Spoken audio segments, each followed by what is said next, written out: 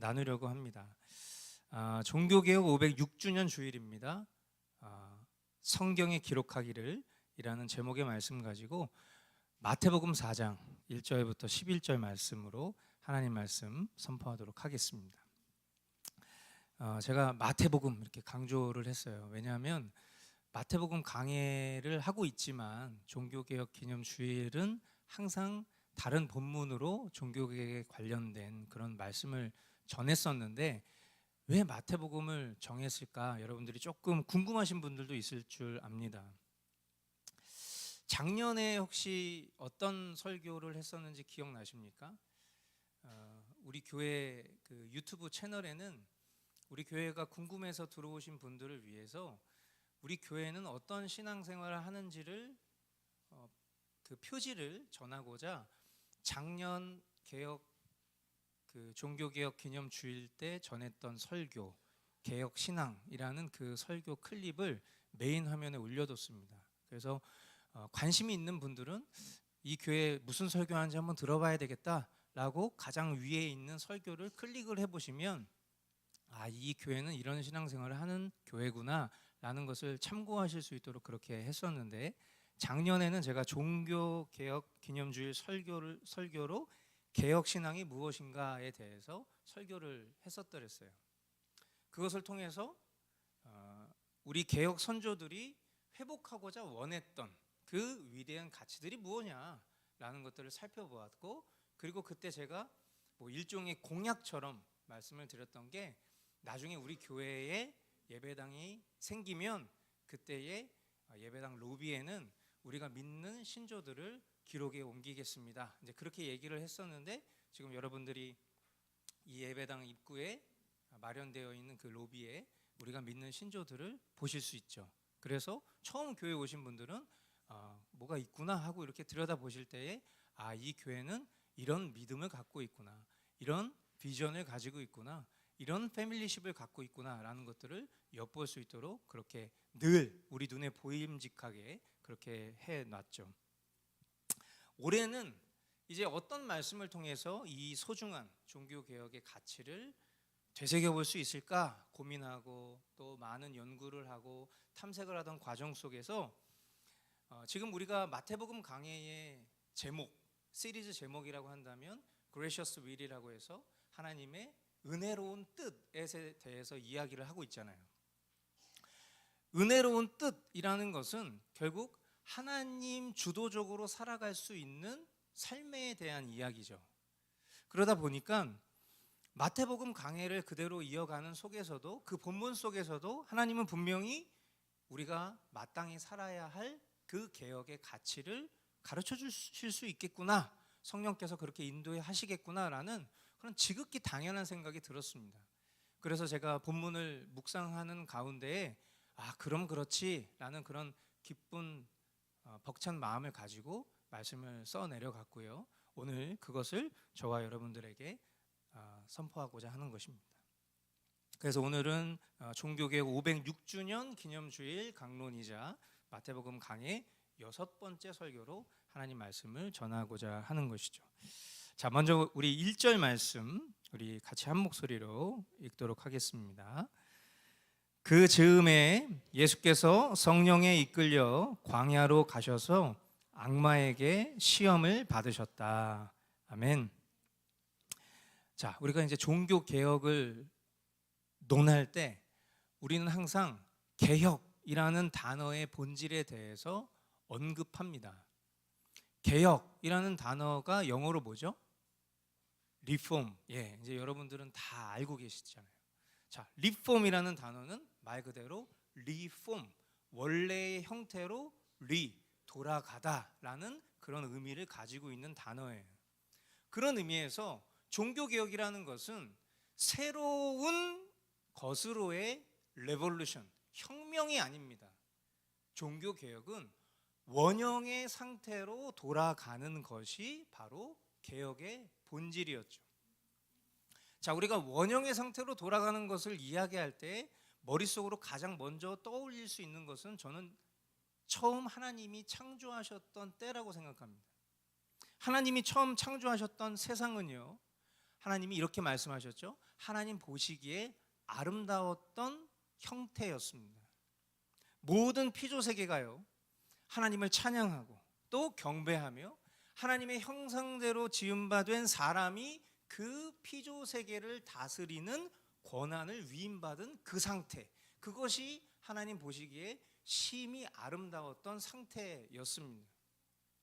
하지만 우리가 잘 아는 것처럼 인류 역사에 넘어지는 것은, 실패는 첫사람 아담과 하와가 마귀의 시험에 넘어지는 것을 통해서 시작되었고요. 그렇게 이 세상은 하나님께 불순종하는 죄로 실패한 인간과 그 인간을 구원하시려는 하나님과의 스토리, 그것으로 이제까지 흘러오고 있는 중이죠. 그러나 엄밀히 말하면 하나님의 시간편에서 이미 하나님의 구원은 이루어졌다는 것을 저와 여러분들은 믿습니다. 아멘이시죠? 죄로 인해서 종속받을 수밖에 없는, 죽음에 종속받을 수밖에 없는 인간의 처지와 또 모든 심판에 대하여 그 일을 무너뜨리시고 부활 승리하신 예수님이 이 모든 일들을 십자가에서 완성하셨기 때문입니다. 그러므로 예수 그리스도의 사역이 오늘 이 본문에 보면 마귀에게 시험받는 것으로 시작이 되죠. 그것은 당연한 거예요. 원래의 형태로 되돌리는 개혁의 측면에서는 지극히 합당한 것입니다. 왜냐하면 하나님이 처음 창조하셨던 그 원형의 상태에서 마귀의 시험에 넘어진 인간의 역사를 원래의 형태로 되돌리시려면 마땅히 예수님 또한 그 시험을 받으셔야 되는 것이 당연한 거죠. 그런 측면에서 오늘 본문 1절은 굉장히 은혜로운 말씀이라고 생각해요. 마귀에게 시험을 받는 것조차 하나님이 원래의 상태로 돌이키시려고 하는 그런 위대한 조치 가운데 있었다라는 사실을 우리가 깨닫게 되었을 때 참으로 놀랍지 않을 수 없는 것입니다. 2절로 4절 말씀 우리 같이 한 목소리로 읽어보도록 하겠습니다. 예수께서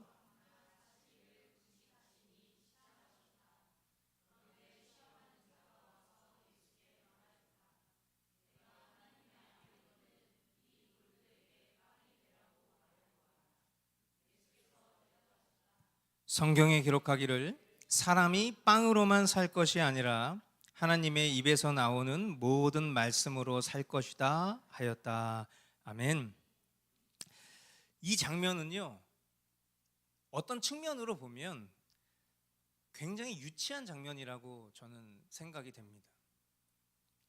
육신의 몸으로 이 땅에 오신 예수 그리스도는 마귀에게 이끌려 광야로 나오신 것이 아니에요. 예수님이 성령에 이끌려 광야에 오셨다라고 성경이 말씀하고 있어요. 그러니까 이 얘기는 무슨 얘기냐면 자발적으로 예수님이 시험을 받고 계신 중이라고 우리는 봐야 되는 거예요. 그러니까 마귀가 예수 나와봐, 이렇게 시험을 당하신 것으로 우리는 이 말씀을 문자적으로 바라볼 수 있겠지만 정확히 본문에 기록되어 있는 바대로라면 예수님은 마귀의 요청, 마귀의 콜링에 시험을 받고 계신 중이 아니라 성령에 이끌려 광야에 나오신 것입니다. 그러니까 사실상 우리가 아는 바대로 만물의 근원 되신 하나님의 아들 예수님과 일개 사탄 나부랭이와는 견줄 수가 없는 존재라는 것을 우리는 알고 있는데, 그냥 우리가 인간적인 관점으로 이 본문을 바라보면 마치 예수님이 진짜 마귀한테 시험을 받고 계신 것처럼 볼 수 있겠지만 엄밀히 말하면 스스로 자처하여서 시험대에 오르셨다라는 것을 우리는 볼 수 있다라는 거예요. 이게 왜 그런 거라고요? 아까도 얘기했던 것처럼 결국 첫사람 아담과 하와의 실패를 개혁, 리폼하시기 위함이다라는 것을 이제 우리는 볼 수 있어야 되는 거겠죠. 그런데 마치 마귀는요, 자기 자신이 예수님을 시험하는 주체인 것처럼 생각하고 있는 것 같아요. 그러면서 뭐라고 얘기하죠? 네가 하나님의 아들이거든, 이 돌들로도 빵이 되라고 말해봐라. 이거 되게 유치한 거예요. 그렇게 지금 유혹하는 거죠.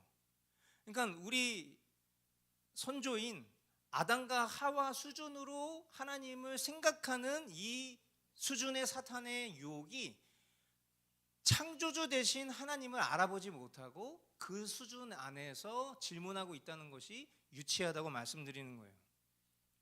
자, 완전한 하나님이신 예수님은요, 얼마든지 마귀의 유혹대로 하실 수 있는 능력을 가지고 계셨습니다. 그죠? 돌을 빵으로 만드는 일은 예수님한테는 아무 일도 아니에요.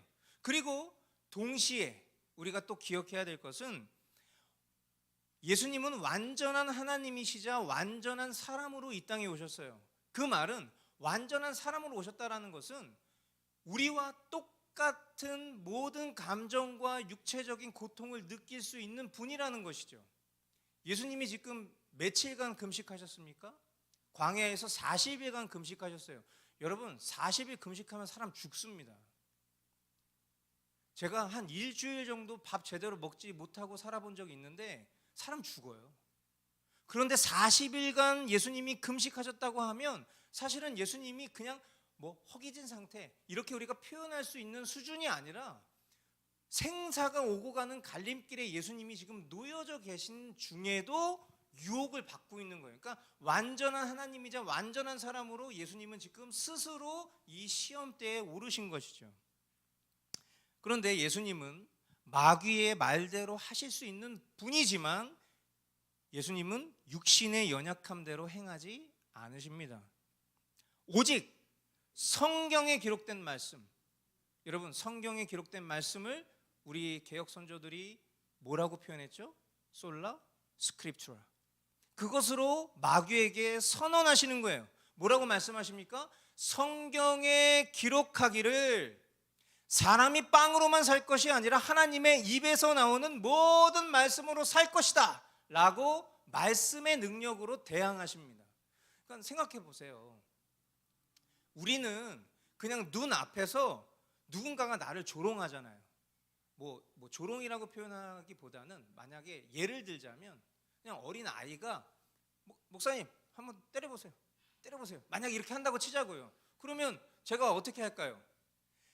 그냥 제압을 할 수도 있겠지. 그런데 상대가 되지 않기 때문에 그것보다 얘야, 사람을 무력으로 제압하는 것보다 그 사람을 사랑으로 대하는 것이 진짜 힘이야 라고 하면서 제가 그 아이를 안아준다면 그 아이는 뭐야 갑자기 이렇게 할 수 있겠지만 하나씩 배워가는 거예요. 그러니까 인간의 성정은 야, 내가 빵 지금 못 만들 것 같냐 너? 만들어줄게. 100개 만들어줄게. 이렇게 하고 싶은 게 사람의 기질이에요. 그런데 육신대로 하지 않으시고 하나님의 성령으로 말씀으로 대항하신 거죠.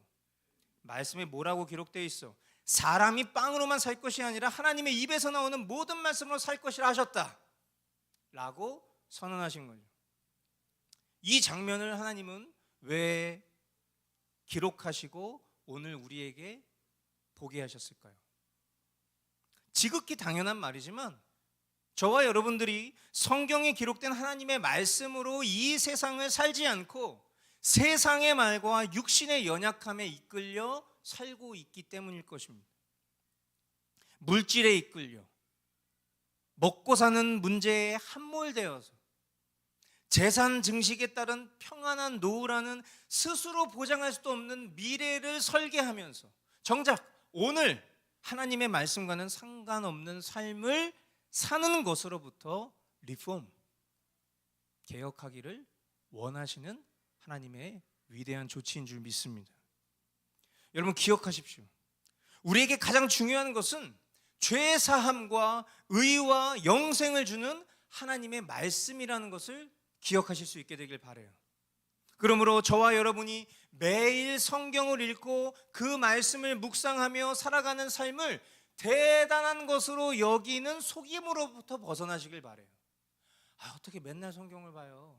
여러분, 이거 대단한 일이 아닌데 우리가 대단한 것인 것 마냥 속고 있으니까 내가 대단한 것에 이를 수 없는 사람이라고 생각하는 거예요. 매일 밥 안 먹고 어떻게 사람이 삽니까?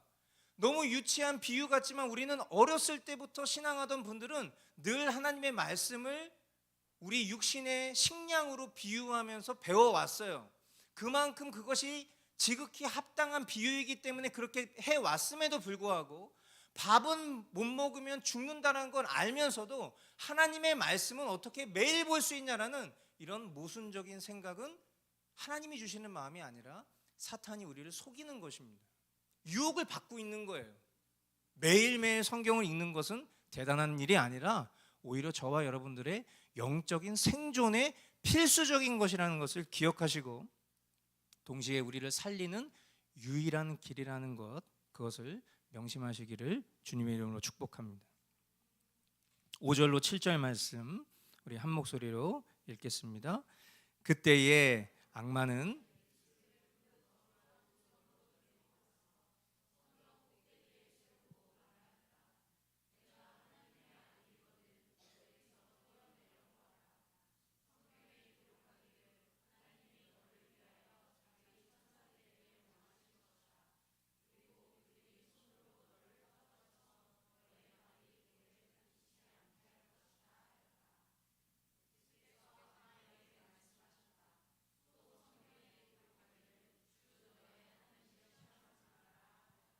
아멘.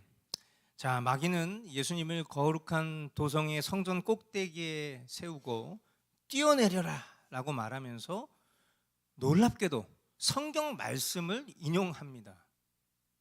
하나님이 너를 위하여 자기 천사들에게 명하실 것이다.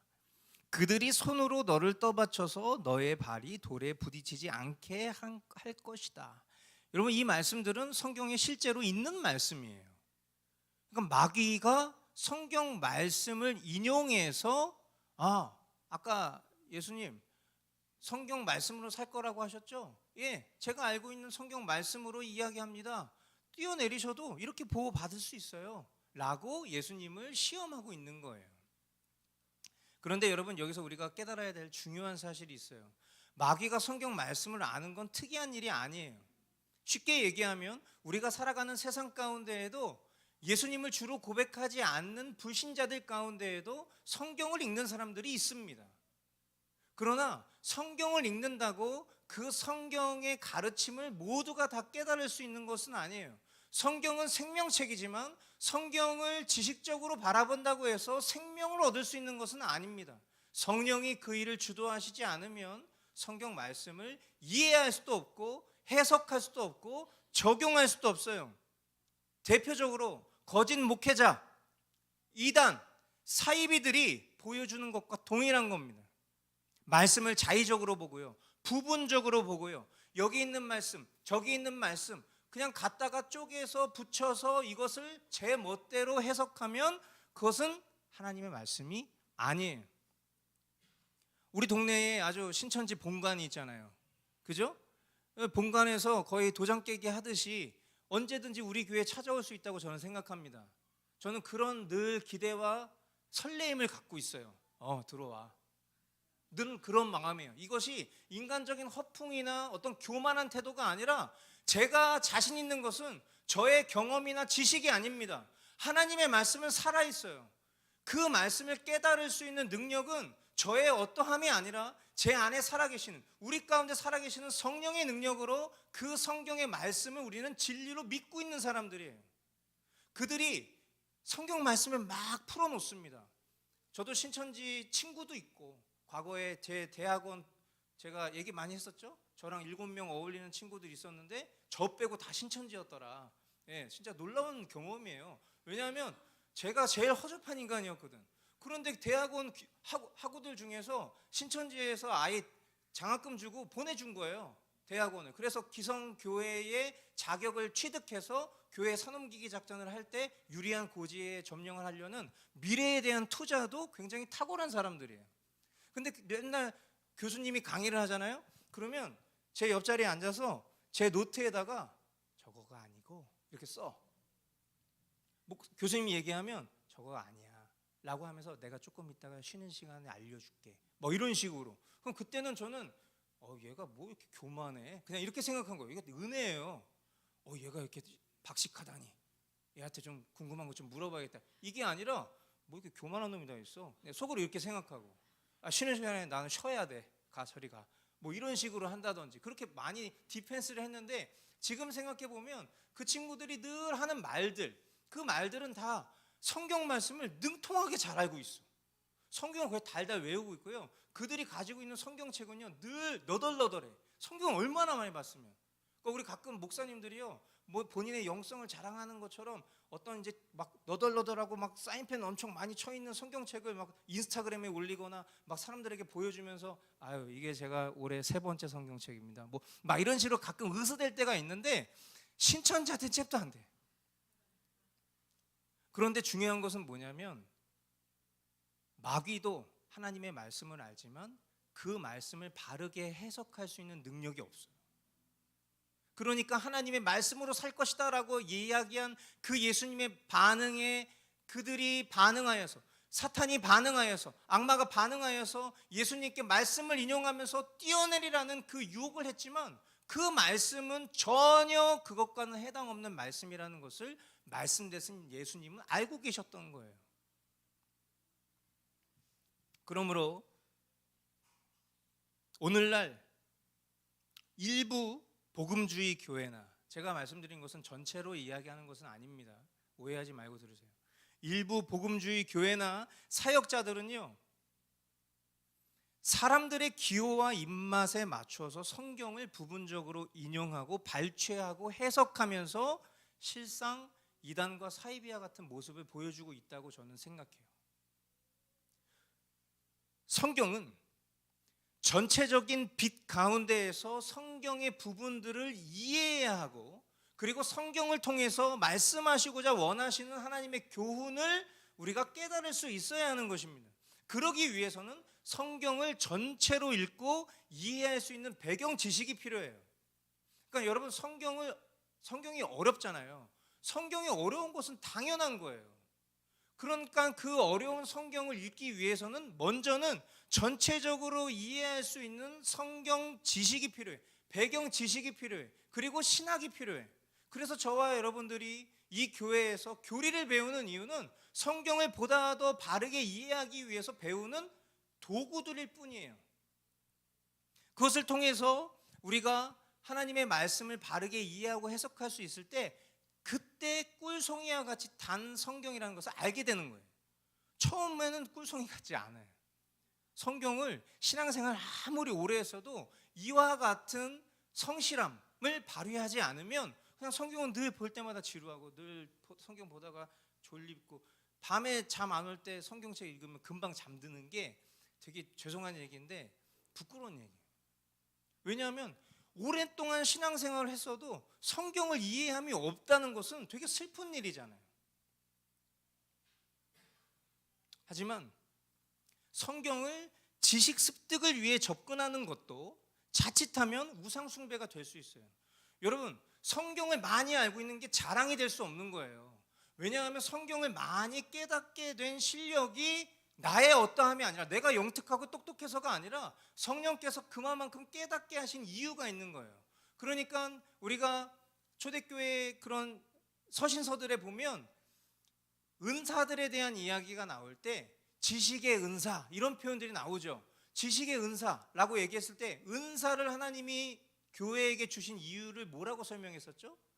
공동체의 유익을 위해서 하나님이 은사를 주신 거예요. 그러니까 누구에게는 지혜의 은사를, 누구에게는 지식의 은사를 이렇게 얘기했을 때 이 지혜와 지식이라는 것은 성경 말씀을 깨닫고 가르칠 수 있는 능력을 말하는 게 그 은사들이에요. 어떤 뭔가 신령한 어떤 무슨 장풍 쓰고 이런 게 아니라 하나님의 말씀을 누군가는 능통하게 이해하고 가르칠 수 있는 실력을 갖고 있는 거예요. 근데 그게 자신의 어떠함이 아니라 하나님이 그에게 주신 공동체의 유익을 위해서 주신 은사, 기프트, 선물인 거예요. 그렇기 때문에 누군가는요 성경 전체를 막 보고 그 지식 습득을 위해서 막 노력하는 과정이, 그것을 좋아하는 사람은 뭔가 지식적인 그 깨달음을 얻는 것을 좋아하는 사람에게는 그것이 우상숭배가 될 수 있다는 것도 우리 인지해야 돼요. 하나님의 말씀으로 접근해야지 내 지식의 어떤 도구로 그것을 취하려고 하는 것이 그토록 위험하다는 것이죠. 그래서 무엇보다 우리가 성경을 읽을 때 가져야 될 가장 중요한 태도는 성령님의 인도하심을 통해 하나님의 은혜로 그 말씀을 받기를 사모하는 마음으로 읽으셔야 돼요. 아멘이십니까? 그래서 우리 개혁선조들이 뭘 외친 거예요? 오직 하나님의 은혜로, 솔라 그라시아. 이것이 결국 단지 구원에만 해당하는 것이 아니라, 저와 여러분들이 은혜로 구원을 입었지만 단지 그것이 구원에만 적용되는 솔라 그라치아가 아니라 우리 삶의 모든 순간이 하나님의 은혜 없이는 불가능하다는 것을 깨달았기 때문에, 심지어 성경을 읽는 것도 성경을 이해하고 깨닫는 것도 말입니다. 8절로 11절 말씀. 또다시 악마는 예수를 매우 높은 산으로 데리고 가서 세상의 모든 나라와 그 영광을 보여주고 말하였다. 네가 나에게 엎드려서 절을 하면 이 모든 것을 내게 주겠다. 그때 예수께서 그에게 말씀하셨다. 사탄아, 물러가라. 성경에 기록하기를 주 너의 하나님께 경배하고 그분만을 섬겨라 하였다. 이때 악마는 떠나가고 천사들이 와서 예수께 시중을 들었다. 아멘.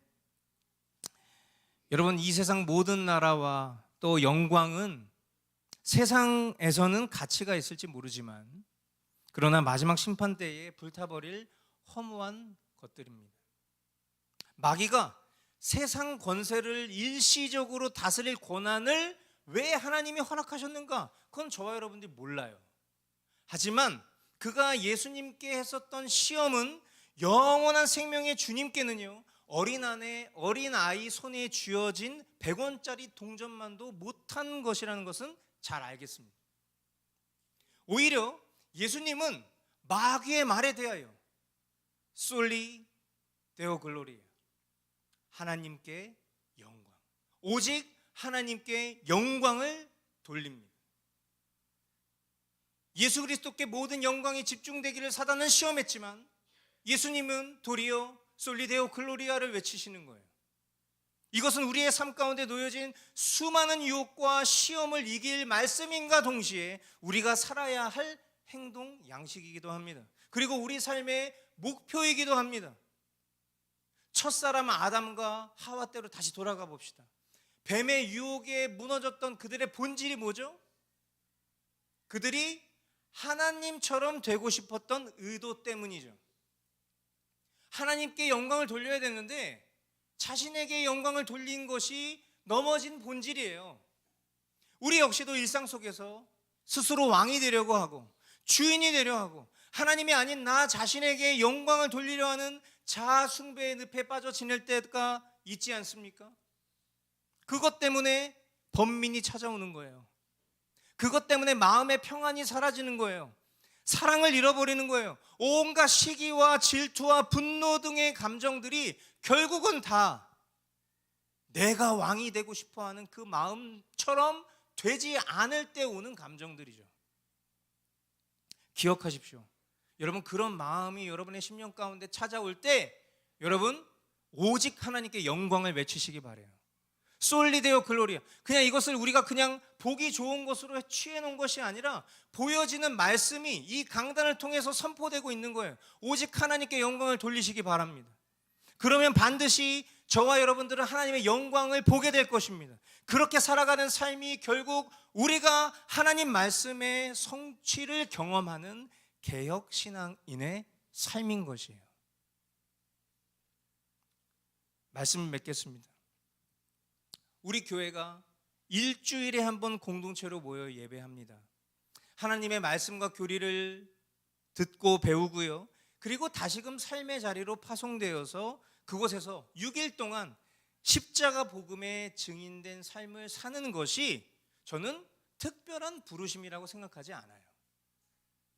우리는 가끔 나의 신앙생활을 남과 비교하면서 더 많이 모이고 더 많은 프로그램이 있고 더 많이 선행하는 교회로 사는 것이, 물론 그것이 나쁘다고 이야기하는 것은 절대로 아닙니다. 그러나 그런 것이 제대로 된 신앙생활인데 나는 그런 신앙생활을 하고 있는 것 같지 않아, 다른 사람하고 나를 비교하면서 우리는 그렇게 생각할 때가 덜어 있어요.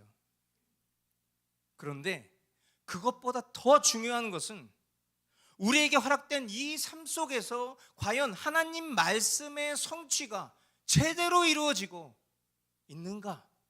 그것을 돌아보는 것이 가장 중요한 일이 아닐까 싶어요. 여러분, 양보다 뭐가 중요해요? 질이 중요해요. 이 비유가 너무 부적절하고 저급할지 모르겠어요. 그런데 여러분, 하나님이 우리를 부르신 부르심은 제각각입니다. 그리고 하나님의 부르심은요, 절대로 후회함이 없으시다고 했어요.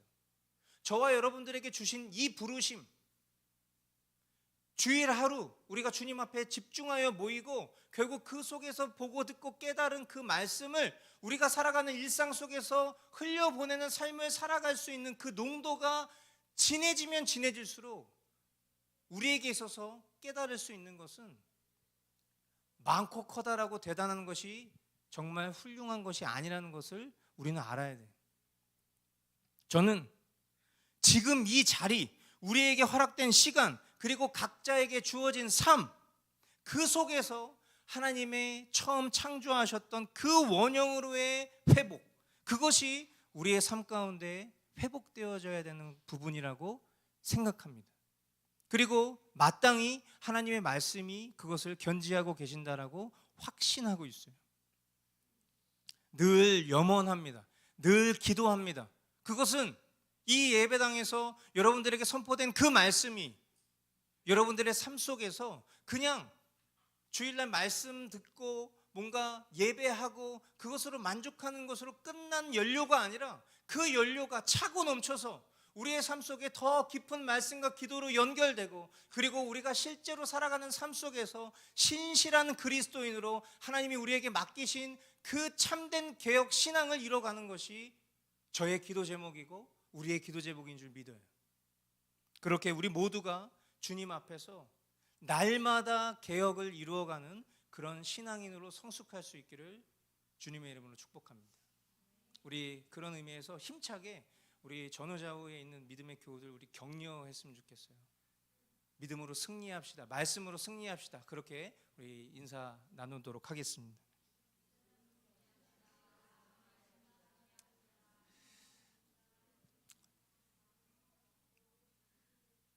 기도하겠습니다. 사랑하는 주님, 감사합니다.